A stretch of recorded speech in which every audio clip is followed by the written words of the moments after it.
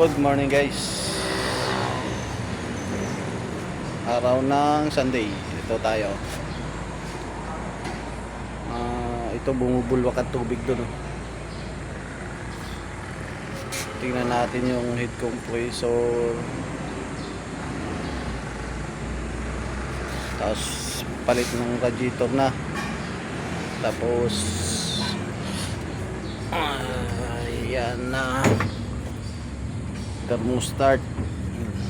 Ibalik yung thermostat, tinanggal daw kasi ito dati. 6UC1 Isuzu Giga.